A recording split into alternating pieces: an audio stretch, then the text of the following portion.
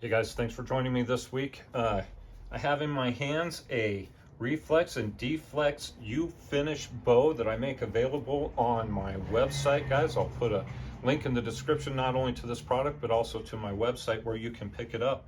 But this week we're just going to go through the process of actually constructing this so that you can see exactly what you are getting when you decide to pick up one of these blanks.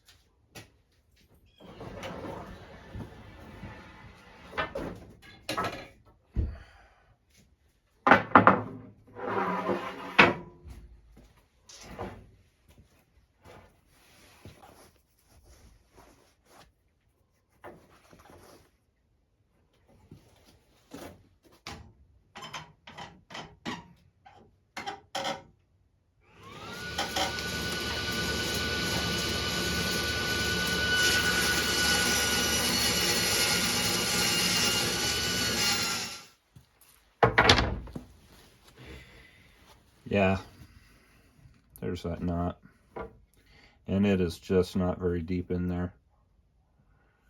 We're going to be able to work this out, no problem.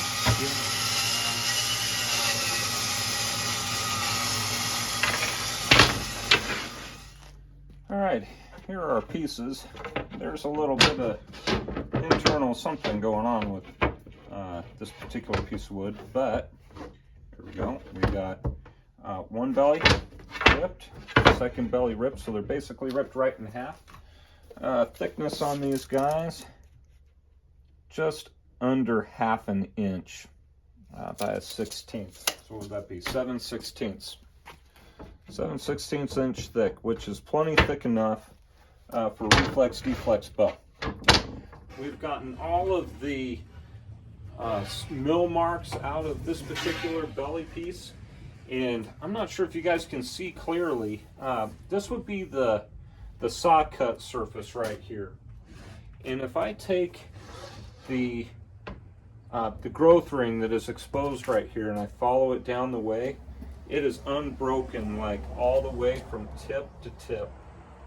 So the interior piece of this hickory gave me a continuous growth ring, which means even though we're putting a backing on it, this is about as pristine a piece of wood as you can get for making a bow. Okay, I just wanted to give some quick insight to the layout, at least as it stands so far. I have marked out my center line. This is the geographical center of the bow here. And then marked out, you know, a 4-inch grip section, and then 8 inches to the fades. And so as we set this up to taper, and you can taper this however you decide to taper your belly, but for me, I'm going to do it in my tapering jig, and I'm going to show you why this is significant. I mean, we want to taper up to this line but not beyond, and then how I determine exactly how narrow or how thin to taper to the tips. All right, so this is how I set up my jig to do the tapering operation. I have learned over time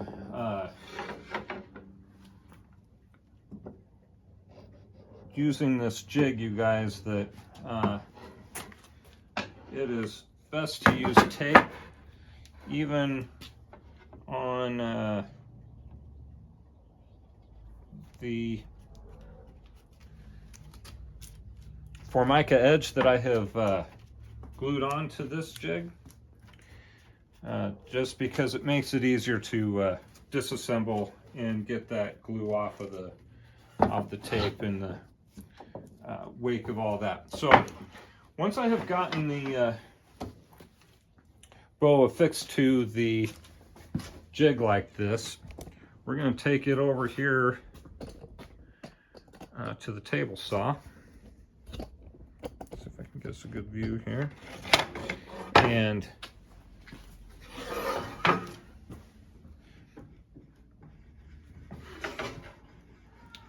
we're going to sort out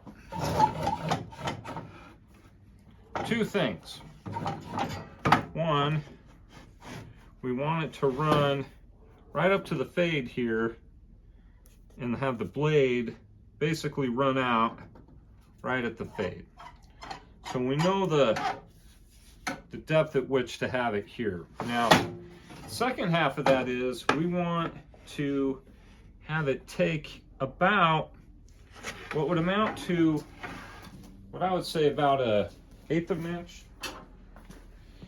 1/8 of an inch to 3/16 or somewhere less than half of the thickness on that limb. So we're going to check this. And you can see as you come up against it, and this has been sanded down because of the damage that we had from the table saw. Now, this is going to remove down to the limb. It's going to remove the limb to about what looks like 1/4 of an inch. I'll go just a little bit more here.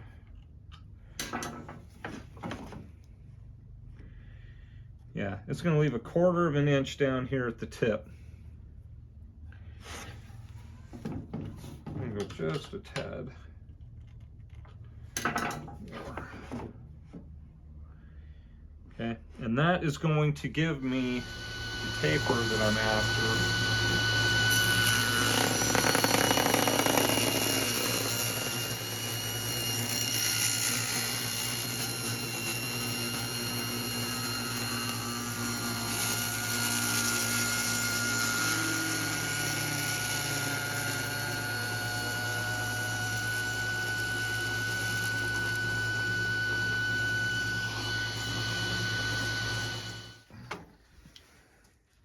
All right, so you can see some of the mill marks on there.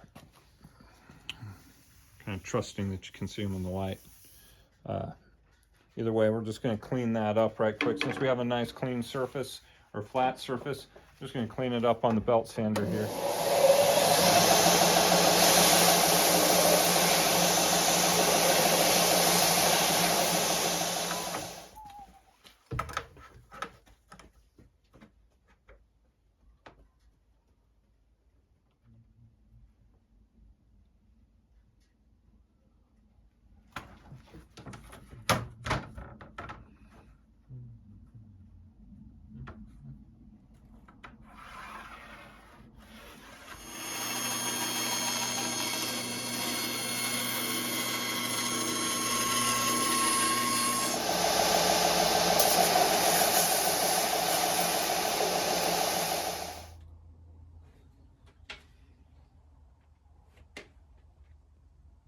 At this point, we're going to steam a Deflex in here and then get a bamboo piece that is going to match up with our length and our layout here.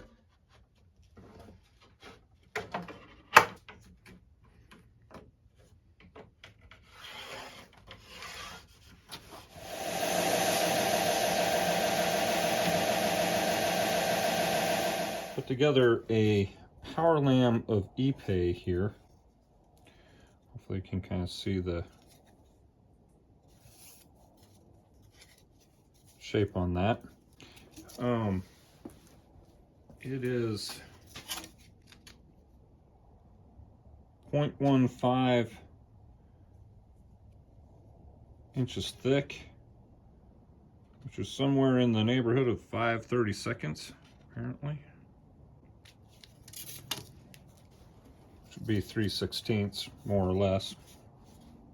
And what I do when I check to make sure that I've got a good feather going on here and that my bamboo is thinned appropriately enough to accomplish the glue up, I will dry fit my parts. Those parts are going to go together real well.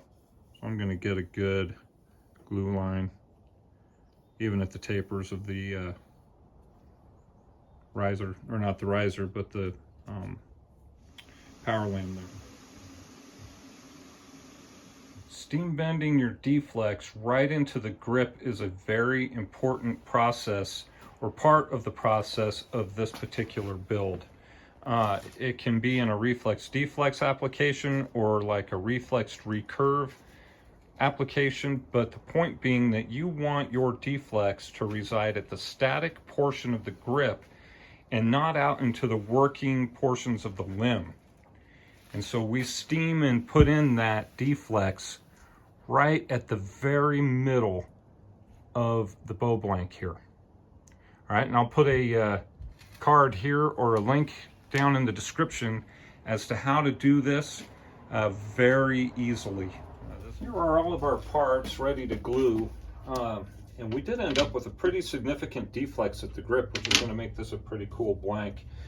But at this point, we are going to just clean everything up with a degreaser and then get on with the gluing process.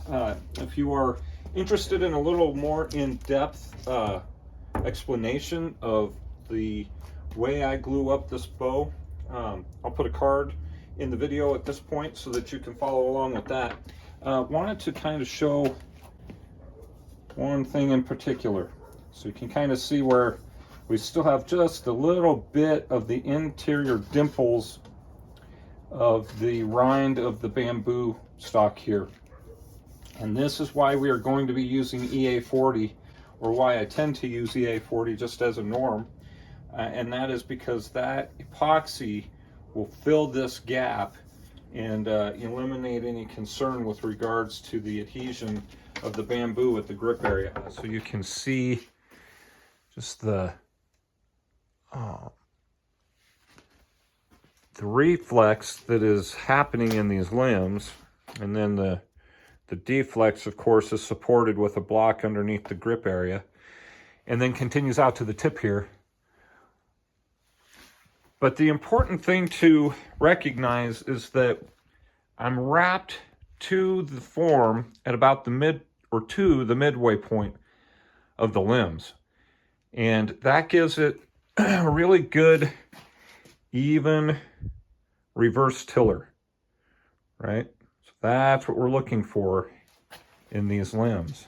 It's a really good reverse tiller along its length.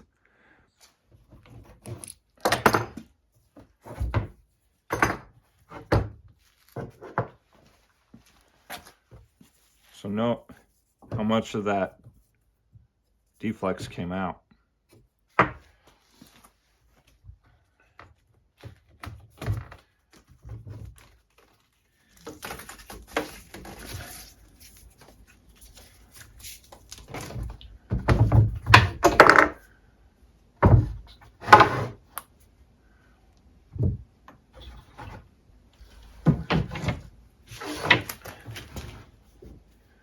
Here's the shape we're left with right there. And if you're able to see from across the length here, we're dealing with a net reflex of about this much here. So just to get a kind of good clean view of what that looks like. And when I talked about the ease of tillering because of the way that we fasten this down on the jig, I want to give a real quick demonstration of what this limb looks like. It hasn't even been taken out of the plastic. But when we go to flex it on floor tiller, you'll see how that limb comes straight. And once it's straight, then it just has to bend evenly from there. So you can use a tillering gizmo or whatever tools you want to get a perfectly just a good tiller, I guess, a perfect tiller on this bow without having to worry about trying to view it in sections, right? Like, you can look at the limb holistically. You can use any kind of tillering tools that you have at your disposal, because once you get to this level right here, you're tillering a straight limb. Up to this point, we have not done anything with regards to putting a riser on this bow. And the reason being, as described before, you do not want to have your Deflex in your limbs, right? The limbs want to come straight as we come out in tiller. Your Deflex should reside 100% into the static portion of the grip, which means we can't make our riser piece until after we've glued up the main form of the bow blank. So this is pretty much what we're looking for, right? Milled out, sanded down, gets a pretty good seam along this section of the riser. And what we'll do is then sandwich in the Ipe slat here, and it'll just serve to clean up those lines even a little bit more. It becomes really seamless, so to speak.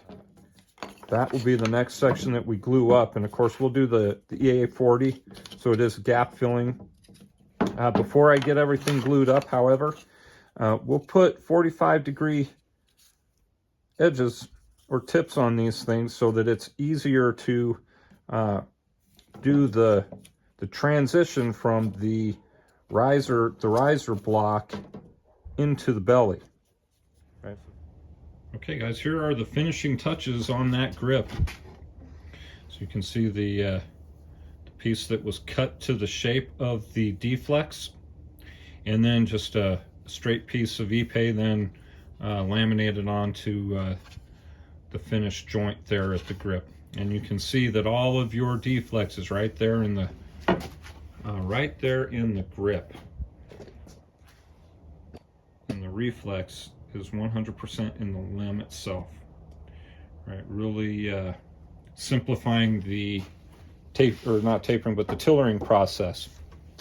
The tillering, the finishing, the grip design, all of those things, that part's up to you when you pick up one of these blanks. And it is a 100% unique bow for you when you're done, and takes a lot of the busy work out of the process and lets you really get down to the nitty-gritty, the fun part of bow building.